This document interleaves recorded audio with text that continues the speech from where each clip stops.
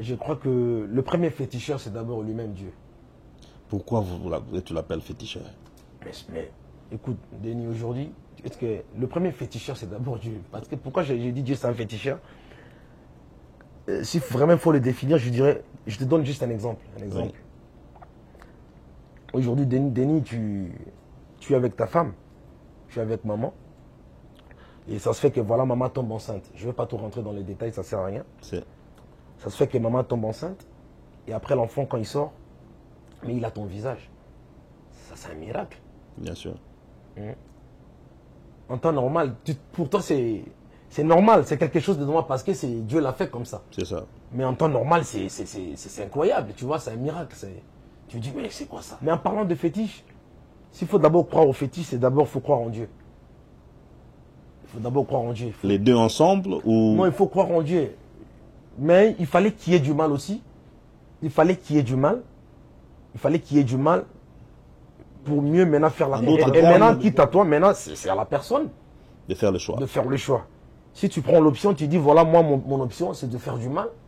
Ça ne dépend que de toi. Soi-disant, le phénomène fétiche. Pour moi, ça n'a aucun sens.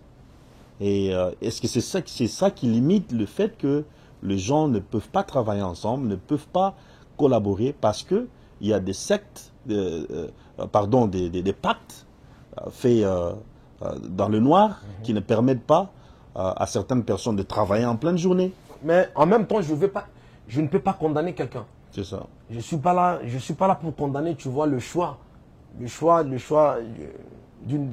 d'un frère ou, tu vois, d'un ami. Non. Je suis pas là pour ça. Je suis pas là pour ça. Donc, c'est pas moi. Mais il y en a qui font ce choix. Donc, en d'autres termes, mais je sais qu'il y en a qui font ce choix. Je veux pas moi, je te demanderai pas de dire le nom. Tu veux trop me faire rentrer dans le profondeur. Mais non.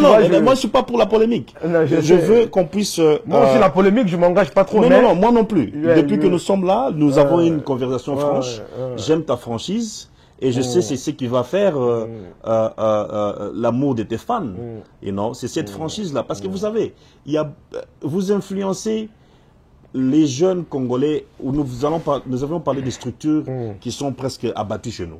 Je veux te parler d'une statistique qui peut-être qui n'est pas nouveau à ta connaissance. Depuis le règne du président Mobutu, l'éducation... Je suis étonné de voir comment tu t'exprimes bien. Tu es un homme éduqué. Tu as parlé de la musique française, de Mozart et autres. Mais il a été constaté que vous allez trouver aujourd'hui dans le Congo un jeune homme de 20 ans qui n'a jamais été au banc de l'école. Okay? Et je ne parle pas seulement du gouvernement actuel. Ça, c'est un phénomène qui existe depuis le temps de Mobutu, qui était au pouvoir plus de 30 ans. Okay? Maintenant, tous ces gens-là, ils ont comme idole, ils ont comme superstar, vous autres. Et tous ces genres de mentalités qui existent chez nous, le fétiche est mis avant la réflexion. Je parlais à un de monsieur qui te connaît très bien, ici à Boston. Il m'a dit, petit wana azo réfléchir. Ça ne demande pas un fétiche pour réfléchir. Tu vois. Et tu sais, je ne te demanderai pas de citer de nom. Mais à t'entendre parler, tu admets qu'il y en a qui s'y mettent dans ces histoires. Il y en a qui se sont endoctrinés. Il y en a vraiment qui se sont vraiment endoctrinés. Donc, je vais te dire, nos arrière-grands-pères, ils n'ont jamais connu la Bible. Ils n'ont jamais parlé de la Bible. C'est-à-dire, quand ils partaient comme ça chasser les animaux, avant la chasse, comme ça, qu'est-ce qu'ils faisaient? Ils avaient leur rituel. Ils avaient leur façon, tu vois, de demander à Dieu, tu vois, de leur accorder, tu vois le pouvoir, tu vois la force, tu vois. Et quand ils ressortaient comme ça de la forêt, ils amenaient des gibiers, tu vois. C'est les rituels qui amenaient ça. Non, je sais, non, mais ces gens-là, ils ont été révélés comme ça. Voilà. C'est comme ça que Dieu leur a révélé. Ils ont été comme ça, révélés comme ça dans leur tête que voilà. Parce que nous avions, en Afrique, nous avions eu des prophètes. Oui. Il y a par exemple, moi je connais Kimpavita qui avait annoncé la venue de Joseph, de Simon Kimbangu, avec l'église kimbangiste. Nous avions connu des prophètes. Mais après, il y a eu quoi? L'Afrique, on avait notre structure. L'Afrique a toujours été structurée, c'est-à-dire le blanc, De suite, quand il est venu en Afrique, il est arrivé en Afrique, lui, il croyait peut-être que l'Afrique, c'était que la forêt. Mais après, quand il a percé la forêt, après, une fois qu'il était dans le noyau, mais il a vu la structure. Il a vu que voilà, en tout cas, ces gens, ils ont aussi, tu vois, tout était organisé. On avait nos rois, on avait nos gouverneurs, tout était bien structuré. Mais après, qu'est-ce qui s'est passé? Eux, toi et moi, on nous a imposé la Bible. C'est ça. Et toi, tu crois à la Bible, moi, je crois à la Bible. Pourquoi il n'y a pas des prénoms comme Nzouzi? On ne trouve pas des prénoms Timba, des prénoms comme Landou qui figurent dans la Bible. Voilà, ça dit, toi, tu te fais endoctriner aussi avec la Bible, si je vais le dire, Denis.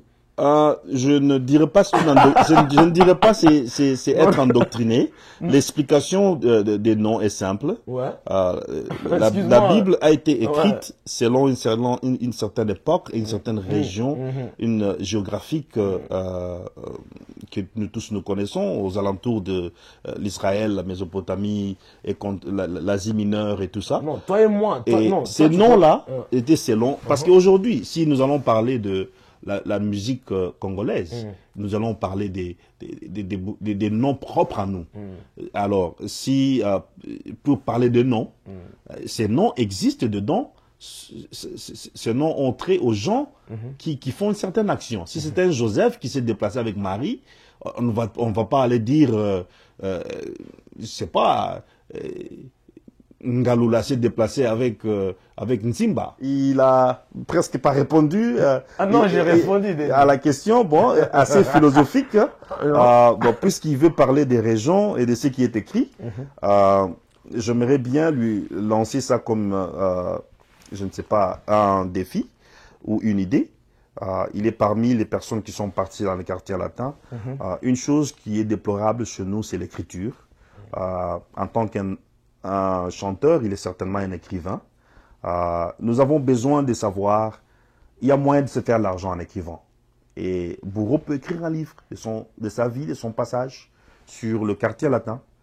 Nous avons des orchestres qui ont existé chez nous, des TPO Jazz et autres. Nous avons des grandes personnes qui sont parties avec des grandes richesses comme les Madilou et autres, Dido Yogo et autres dans le Zaïko. Si nous avions un livre écrit, de moments de pleurs, de joie, de moments forts, et peut nous expliquer ce qui se passe dedans.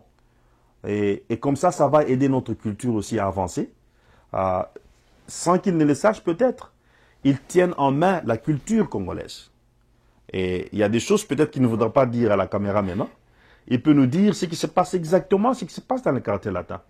Mais j'aime bien sa sincérité, il a parlé de ce qui se passe dans le phénomène Libanga, comment les jeunes qui sont dedans, ils font de façon à ce qu'ils doivent faire ça pour vivre. Et je veux dire, franchement, je n'ai jamais entendu ça. Un musicien qui dit ouvertement comme ça. Il peut mettre ça en écrit. Comme ça, les générations qui viennent, qui savent que dans le temps de Bourron Pella, à son passage, peut-être qu'il va nous parler, il va nous écrire plus de la philosophie fétiche là-dedans.